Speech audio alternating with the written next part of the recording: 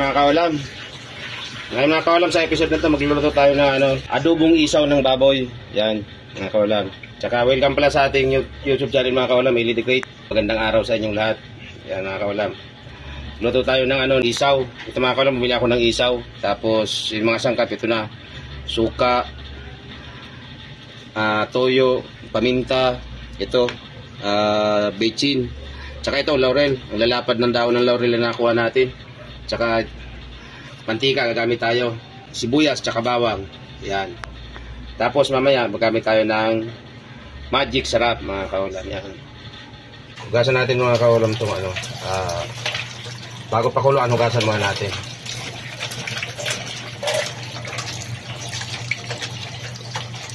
Ito yung ginagawang karong bulaklak. Ito yung bulaklak niya. Mamaya natin pagkisirap sa asin natin. Yan, lagyan natin ng konting asin para may lasa. Yan. Panabang papakulo tayo ng isaw. Lumayin natin itong sibuyas at bawang.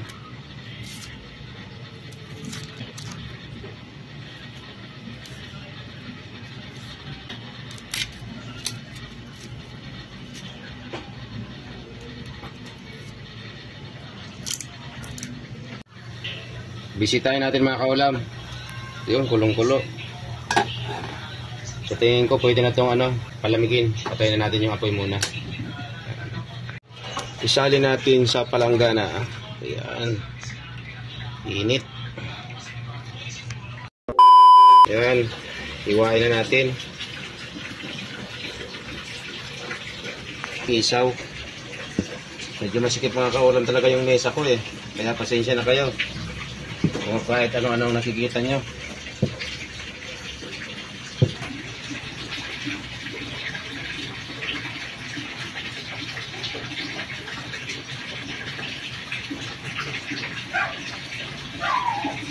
Masarap ito mga kaulam, yung medyo malutong.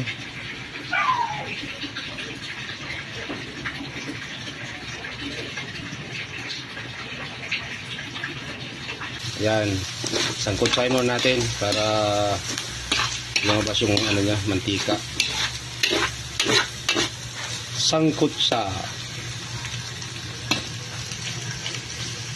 Tinakpan ko muna. Ayun. Kuha na. Lumabas na yung niya. Yung mantika niya, design na natin.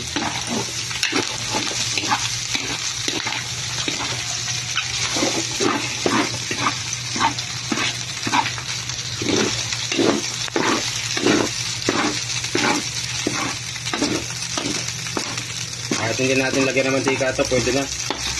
Ayan, may mantika na siyang sarili. Lagyan natin yung bawang at sibuyas. Sabay na natin.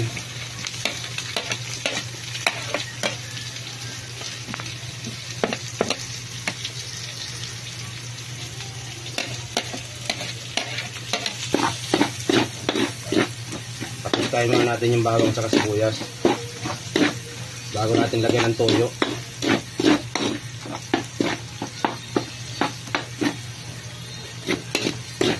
Lutong tsamba lang to mga kaulam.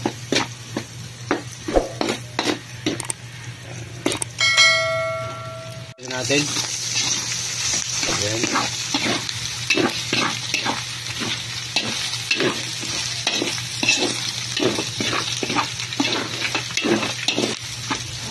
Tapos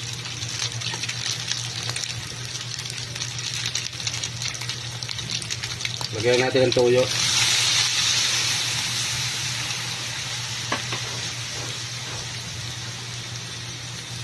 Tapos laurel, mayaman tayo sa laurel ngayon.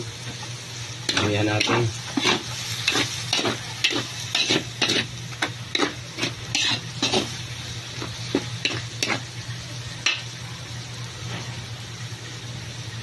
Ito na natin mga kaulam, lagyan natin ng suka. Ayan.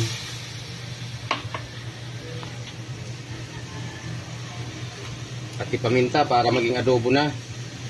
Ayan. Shout out nga pala sa ating lahat mga kaulam. Damihan natin ng paminta para mas masarap. Tapos lagyan din natin ng bechin. Yan. Kompleto Ricardo na yan mga kaulab. Hintayin na lang natin na maiga ito. Para maging adobo na. Sigurado mapapainom na naman ito si Kaulam.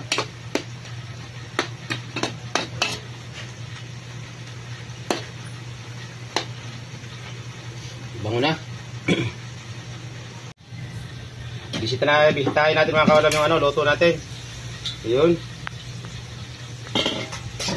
Isaw pa rin. Lakasan natin ang apoy.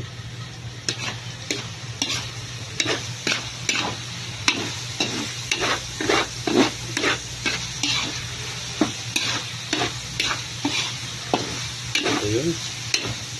Nakuha na yung nahanap natin na itsura. Kanin na lang ang kulang nito. Kung hindi kaya si San Miguel. Mga Kaulam. Ayun.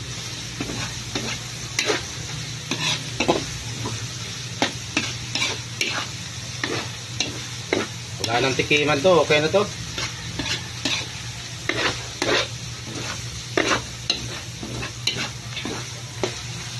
Yan. Patayin na natin ang apoy.